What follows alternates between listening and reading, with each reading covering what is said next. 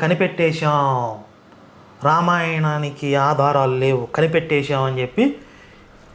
అసలు నా ప్రాబ్లం ఏంటంటే వీళ్ళు ఎర్రిపుష్ప మాటలు చెప్తున్నారు. చెప్పేవాళ్ళు ఎట్లా ఉండాలి, నీట్గా నాకు కోట్ వేసుకుని కనపడతారు. అసలు కోట్ వేసుకుని కనపడితే నాకు మండిద్ది, మామూలుగా మండదు. అసలు మహేష్ బాబు అంటాడు, ఈ కోట్ ఏంటి, టీ షర్ట్ ఏంటి, ప్యాంట్ ఏంటి, టై ఏంటి, బట్టలతో చంపే కూడా తెలుసా నువ్వు దైత్యుడా. వీళ్ళ బట్టలు చూస్తేనే నాకు కాలిద్ది. ఎందుకు వేసుకుంటారో తెలియదండి. ఒక కోట్ వేసుకొస్తారు, ఏం వాగుతారో ఇష్టం వచ్చింది వాగుతారు. మరి మీకు ఏమైనా చిప్పు దొబ్బిందా, ఎవరైనా ఆపరేషన్ చేసేసి మీకు ఏమైనా తీసేసాడా, ఏమన్నా ఉండదా బుర్ర? సర్వే జన సుఖినో భవంతు అంటే ఆ సర్వే వాళ్ళైనా రెవెన్యూ వాళ్ళు వద్దా అన్నాడంట ఒకటి వచ్చి. ఎందుకు వస్తారు ఇలాంటి సామెతలు అనుకునేవాడిని. వీళ్ళని చూస్తే ఎందుకు రాకేముంది. ఇంత ముందు కూడా ఒక విషయం చెప్పాను, ఈ రక్షణ టీవీలో నాతో డిబేట్లు పెట్టి ఆపేశారు, మధ్యలో బాగా వాతలు పడినాయి.